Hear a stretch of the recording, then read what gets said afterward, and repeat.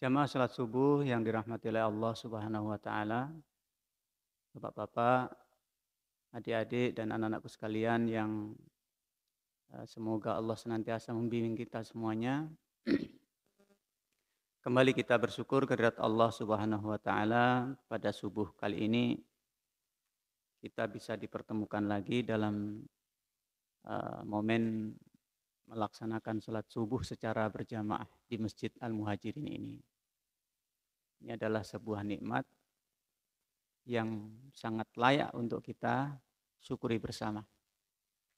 Mungkin ada saudara-saudara kita yang saat ini mereka berkeinginan untuk juga hadir salat berjamaah subuh, tetapi lantaran kesehatannya yang terganggu sehingga dia tidak bisa hadir ke tempat kita ini.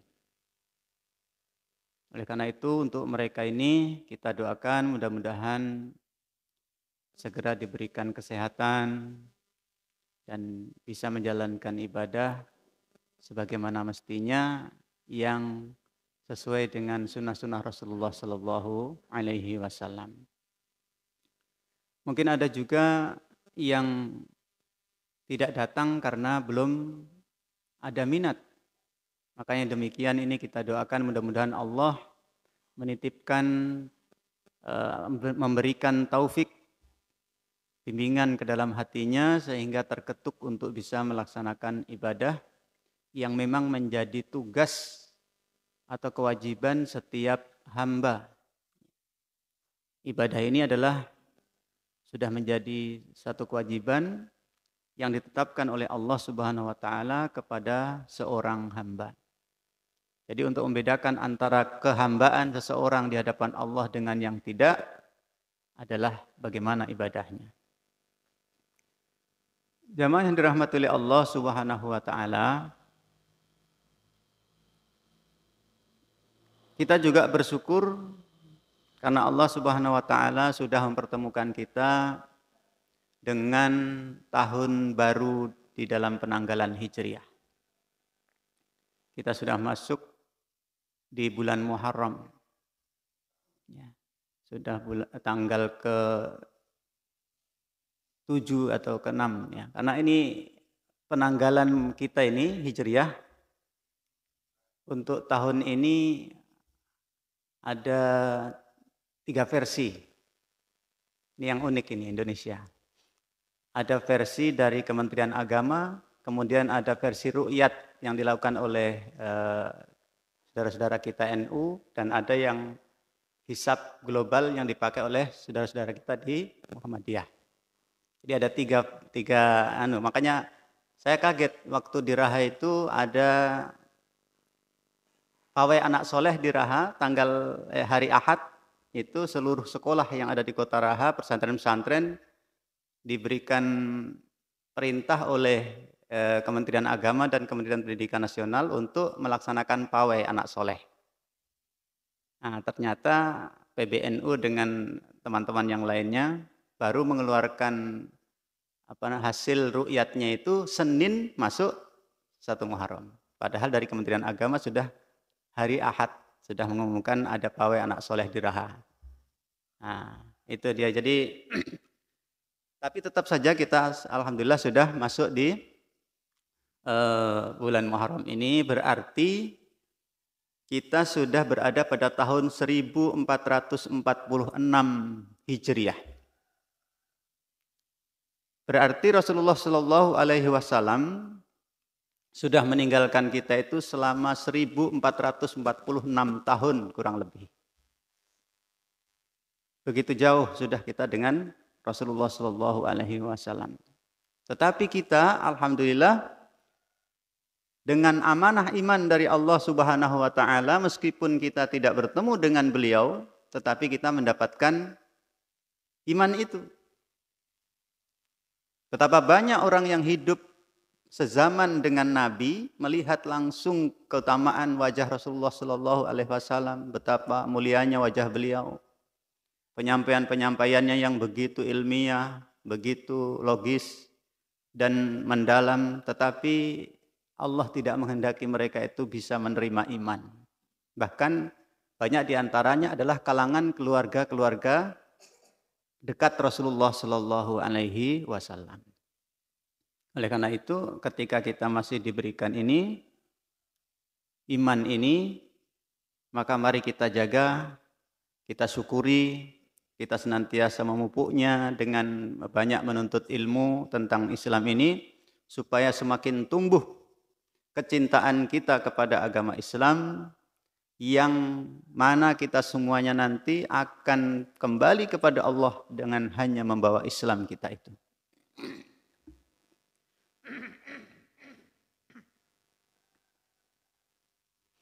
Bergantinya siang dan malam, bergantiannya bulan dan hari, tahun demi tahun ini harus mengingatkan kepada kita bahwa ketika bertambah bilangan tahun, berarti pada hakikatnya jatah umur kita itu sudah berkurang. Karena jatah umur itu sudah ditentukan oleh Allah Subhanahu wa taala.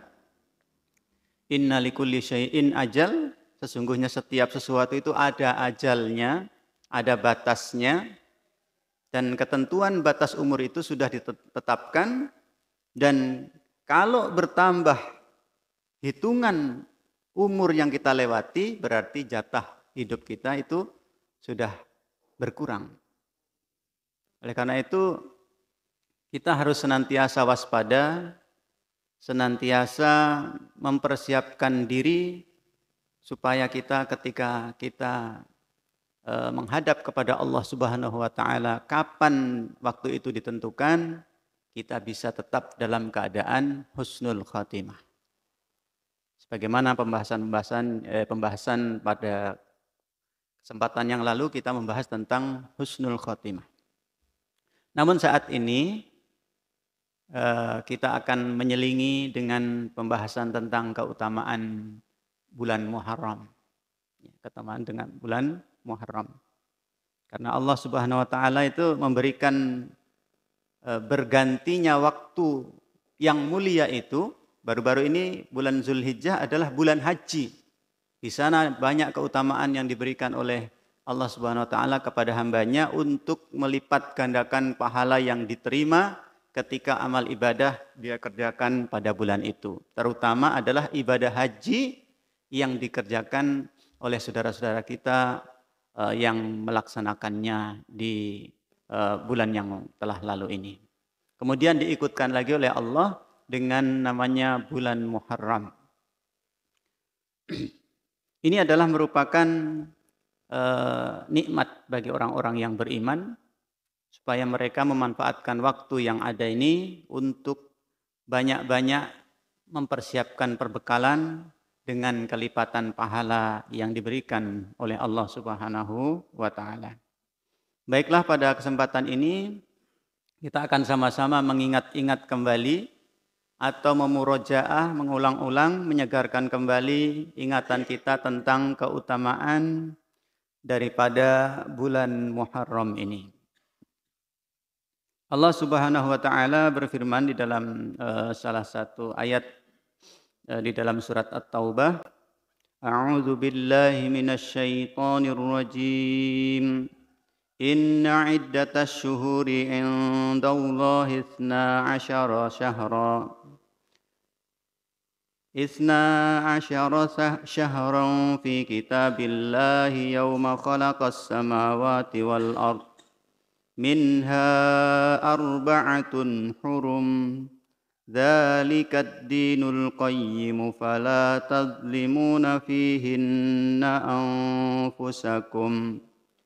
Wa qatilul musyrikina kaffah kama yuqatilunakum kaffah wa'lamu annallaha ma'al muttaqin. Sesungguhnya jumlah bulan menurut Allah ialah 12 bulan, sebagaimana dalam ketetapan Allah pada waktu Dia menciptakan langit dan bumi. Di antaranya ada 4 bulan haram. Itulah ketetapan agama yang lurus. Maka janganlah kamu menzalimi dirimu dalam bulan yang 4 itu. Dan perangilah kaum musyrikin semuanya, sebagaimana mereka pun memerangi kamu semuanya. Dan ketahuilah bahwa Allah beserta orang-orang yang bertakwa. Ini ayat yang menerangkan bahwa di dalam 12 bulan itu ada 4 diantaranya bulan haram. Bulan haram itu ada 4. Yang pertama bulan Zulqa'dah, Zulhijjah, Muharram. Ini berturut-turut. Kemudian yang terpisah adalah bulan Rajab. Di sini secara khusus Allah Subhanahu wa taala melarang kita untuk melakukan kezaliman kepada diri kita sendiri. Padahal yang namanya kezaliman ini kan kapan saja itu dilarang oleh Allah Subhanahu wa taala, adalah merupakan tindakan yang akan berakibat fatal di dunia maupun di akhirat. Tetapi khusus di 4 bulan ini Allah Subhanahu wa taala menyebutkannya secara khusus. Janganlah kamu fala tazlimuna fihinna anfusakum. Maka janganlah kamu menzalimi diri kalian sendiri di 4 bulan haram ini. Ini sebagai bentuk penegasan dari Allah Subhanahu wa taala supaya kita betul-betul menjaga, betul-betul mencegah agar kita tidak terjatuh kepada kezaliman pada saat bulan-bulan yang haram ini. Saya ulangi, bulan haram itu ada yang berturut-turut mulai Zulqa'dah, Zulhijjah, kemudian Muharram, kemudian terpisah yaitu bulan Rajab. Di sini Allah Subhanahu wa taala memberikan banyak keutamaan yang dikabarkan oleh Rasulullah Shallallahu alaihi wasallam di dalam hadis-hadisnya yang menjadi penyemangat buat kita untuk memanfaatkan momentum bulan Ramadan ini sebagai momentum peningkatan keimanan kita dan peningkatan kualitas ibadah kita kepada Allah Subhanahu wa taala.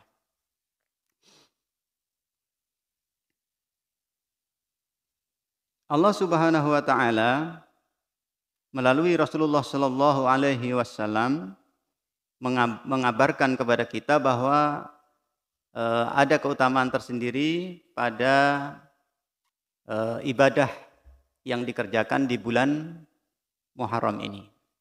Sebagaimana hadis yang diriwayatkan oleh Abu Hurairah dari riwayat Imam Muslim yang Rasulullah sallallahu alaihi wasallam mengatakan, afdhalus siyami ba'da Ramadan syahrullahil Muharram.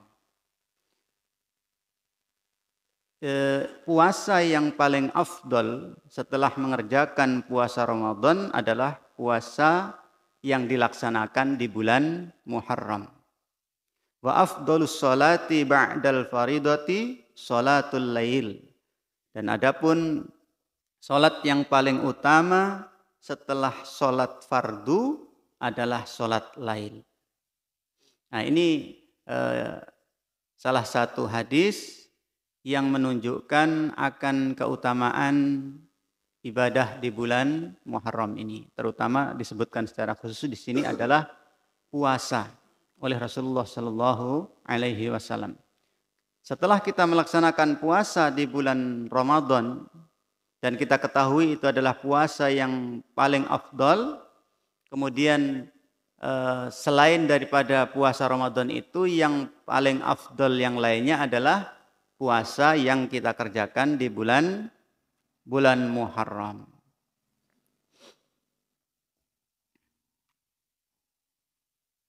Berkata Imam An-Nawawi, di dalam hadis ini sesungguhnya keutamaan puasa setelah Ramadan adalah puasa Muharram.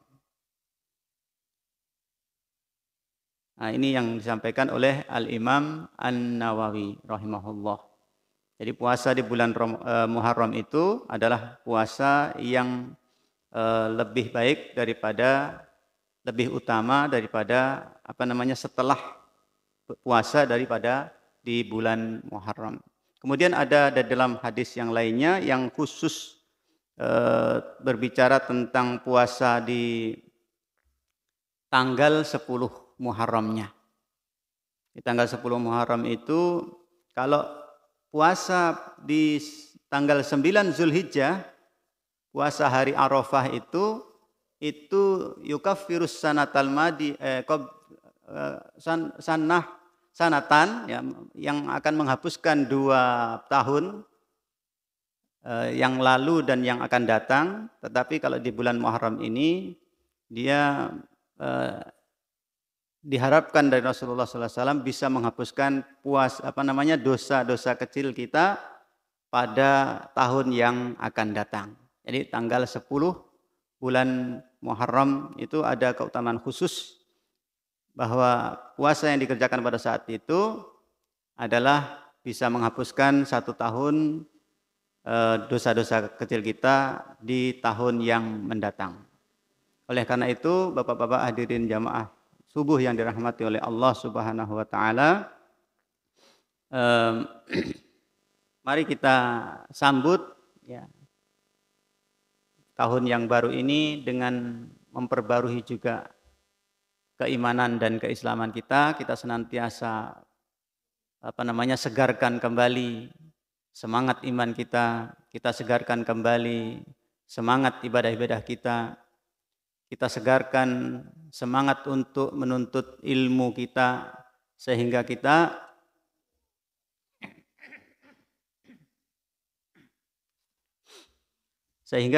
akan menjadi orang-orang yang di bagian orang-orang yang beriman yang benar-benar akan menjaga diri kita dan keluarga kita dari api neraka. Ini adalah tugas dari Allah Subhanahu wa taala kepada setiap orang mukmin. Ya ayyuhalladzina amanu qu anfusakum wa ahlikum nara. Kita disuruh menjaga diri kita terlebih dahulu, kemudian keluarga kita. Artinya apa? Ini adalah isyarat supaya kita itu bisa menjaga diri kita, berarti kita butuh pengetahuan tentang mana-mana yang bisa menyebabkan diri kita terjaga dari apinya Allah Subhanahu wa taala, dari neraka Allah Subhanahu wa taala. Mana yang bisa menjerumuskan seseorang kepada kebinasaan, yaitu masuk ke dalam neraka, dan mana yang bisa membimbing seseorang sehingga dia bisa selamat dari neraka dan masuk ke dalam surga, itu harus kita tuntut terlebih dahulu supaya kita bisa kemudian membimbing keluarga kita, menjaga keluarga kita supaya juga terbebas dari api neraka. Kita ini kalau perbandingan semangat kita untuk mencari pengetahuan tentang dunia itu sangat luar biasa. Misalnya ada pengusaha, katakanlah yang saat ini sedang ramai adalah pengusaha walet misalnya. Ada kita dengar di sana panen melimpah. Tentu orang yang sama-sama juga melakukan usaha itu akan dengan semangat datang ke tempat yang berhasil itu sharing pendapat atau bertanya bagaimana kiat-kiatnya sehingga waletnya bisa berhasil dengan baik. Bertanya, berdiskusi, kesana kemari, membuat komunitas dan lain sebagainya untuk sama-sama membagikan pengalaman dan pengetahuan dalam hal tersebut. Makanya salah satu upaya masjid kita ini adalah juga upaya yang positif dengan mengadakan kajian-kajian di waktu-waktu tertentu yang kira-kira dibutuhkan oleh jamaah supaya kita ada tidak hanya sekedar pengetahuan kita tentang dunia ini yang kita kejar dan kita cari. Mengapa orang bisa mengeluarkan uang, menggelontorkan uang modal banyak untuk membuat sarang walet? Karena dia yakin bahwa besok-besok hari dia akan menjadi investasi yang besar bagi dirinya. Dan ini adalah positif. Adalah usaha yang bagus.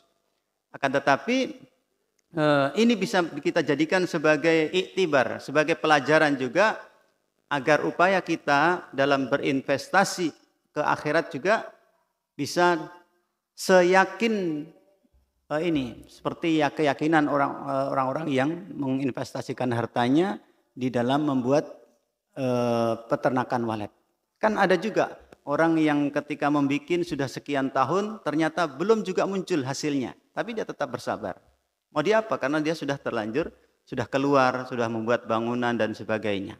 Ini juga kita jadikan pelajaran bahwa ketika kita menuntut dunia, kita bersemangat, kita yakin bahwa akan berhasil, lebih-lebih ketika kita menuntut sesuatu yang sangat meyakinkan, tidak ada sesuatu yang lebih meyakinkan melainkan adalah kematian, maka kita juga harus menjadikan semangat kita ini lebih tinggi lagi supaya kita bisa mendapatkan karunia yang besar di hadapan Allah Subhanahu wa taala dengan upaya kita untuk mempersiapkan bekal.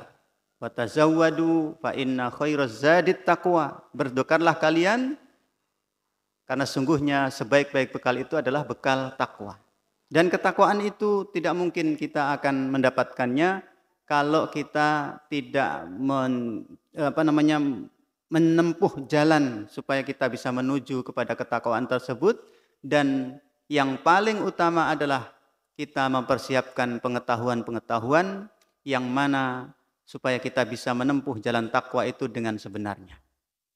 Jadi di bulan yang baru, di tahun yang baru seperti ini, kita sama-sama saling menguatkan, saling mengingatkan bahwa kita berada di tahun yang baru di penanggalan bulan Hijriah. Kita mengingat bagaimana Rasulullah SAW itu pada saat beliau hijrah ke Madinah itu, ada peristiwa apa di sana sehingga Rasulullah SAW kok harus meninggalkan kampung halamannya, tempat kelahirannya yang sangat dicintai tentu saja adalah demi menyelamatkan dakwah dan melaksanakan perintah Allah Subhanahu wa taala. Dengan demikian kita juga akan menjadikan momentum seperti ini sebagai pelajaran, sekali lagi sebagai pelajaran supaya kita juga berusaha untuk berjuang untuk hijrah lebih maksimal lagi. Lebih maksimal lagi kita berhijrah untuk menjaga diri kita dan keluarga kita dari api neraka. Dan ini semuanya kalau kita untuk mencapai kemuliaan dunia itu kita membutuhkan pengetahuan, membutuhkan ilmu, maka tidak mungkin kita untuk mencapai akhirat, mencapai surga itu kemudian kita mengabaikan ilmu atau menganggap remeh pentingnya ilmu. Oleh karena itu, mari kesempatan-kesempatan yang masih diberikan oleh Allah Subhanahu wa taala dan dibuka kegiatan-kegiatan di masjid-masjid itu, mari kita manfaatkan supaya kita bisa mengambil bagian dalam proses penguatan diri kita ini kepada keimanan dan keislaman kita sehingga kita betul-betul mendapatkan hidayah yang kita raih setelah hidayah yang disampaikan oleh Allah Subhanahu wa taala ke dalam hati kita masing-masing. Semoga Allah Subhanahu wa taala senantiasa memberikan kepada kita keistiqomahan dan memberikan kepada kita taufik dan hidayahnya sehingga kita bisa meniti jalan Islam ini sampai kita mendapatkan husnul khotimah.